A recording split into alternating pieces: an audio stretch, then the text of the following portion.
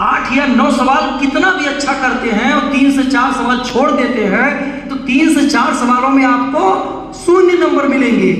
8 सवाल या 9 सवालों में पूर्णांक से ज्यादा नंबर नहीं मिल सकते हैं। अगर 10 नंबर के सवाल हैं तो बहुत होगा 8 या 9 नंबर मिलेगा, लेकिन जो सवाल आपने छोड़ दिया उसमें आपको 0 नंबर मिलेंगे। इसलिए वहां पर आपकी समझदारी का तात्पर्य है कि आप अपने समय का प्रबंधन करते हुए संक्षिप्त रूप से 12 प्रश्न को हल करिए। यही उस समय में आपकी समझदारी की कसौटी है। और यह समझदारी केवल वही नहीं बल्कि जिंदगी के अलग अलग जो है क्षेत्रों में, परीक्षाओं में, आने जाने में, उठने बैठने में, हर जगह जो है दिखनी चाहिए। इसीलिए आपको विद्यालय भेजा जाता है। अगर सारी चीजें व्यक्ति स्वतः सीख ले, हर जगह सीख ले, घर पे सीख ले, तो स्कूल का कोई मतलब नहीं।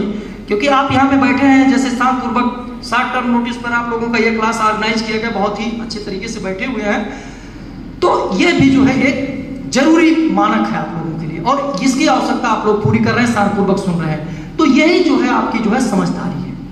अगला शब्द है अनुशासन। अगर कोई पढ़ाई के क्षेत्र में है उससे ज्यादा तो अनुशासन को कोई समझ ही नहीं सकता, और उसको तो एटलीस्ट अनुशासन का मतलब समझना चाहिए। अनुशासित व्यक्ति ही किसी काम को सही तरीके से अंजाम दे सकता है और वांछित परिणाम प्राप्त कर सकता है।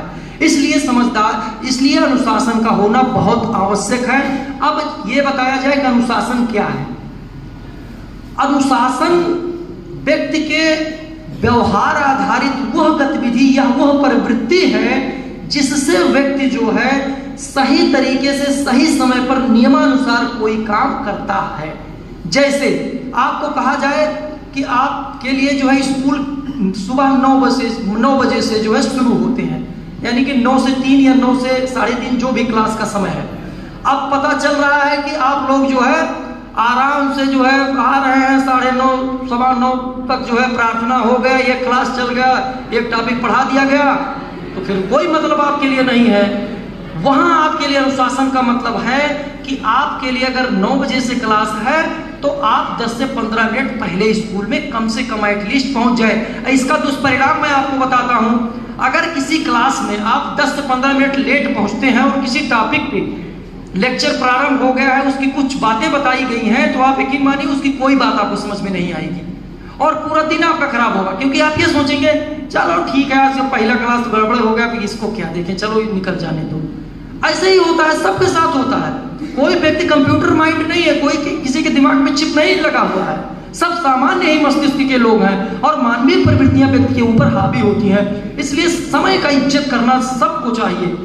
समय का जो है सदुपयोग करना सीखिए। यदि आप समय का दुरुपयोग करते हैं तो रूल्स जो है साइंस का पता ही है कि प्रत्येक क्रिया के बराबर और विपरीत दिशा में प्रतिक्रिया होती है। अगर समय का दुरुपयोग करेंगे, बर्बाद करेंगे, तो समय आपको बर्बाद कर देगा। इसलिए समय का सदुपयोग करना बहुत ही आवश्यक है। और आप जिस शाम बैठ करके आप सोचे कि हमने महसूस किया कि नहीं किया, तो आपको ये अनुभूति होना चाहिए।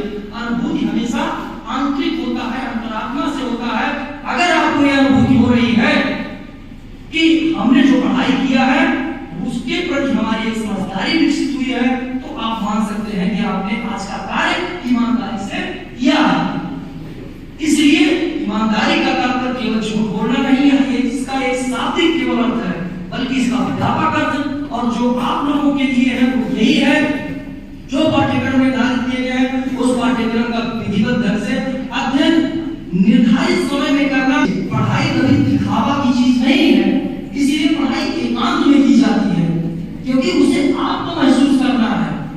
जब दिखाने की जरूरत होगी तब आप सफल होंगे। उस वक्त जब सफल होंगे तब दिखाने की जरूरत होगी, तब आप समाज के लिए, राष्ट्र के लिए, देश के लिए काम करेंगे।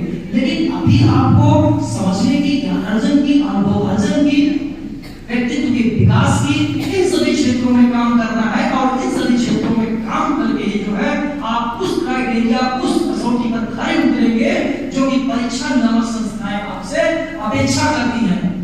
मैं आपको बताऊं कि हम लोगों की स्थिति नितांत जो है ग्रामीण और अत्यंत निम्न मध्यम वर्गीय परिवार से था, और जो भी हम लोगों ने अपनी स्थिति में परिवर्तन किया वो केवल शिक्षा की बदौलत किया है।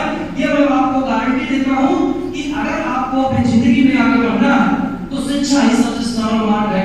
प्रतीत भले आपको कठिन हो रहा हो, क्योंकि पढ़ाई और मजा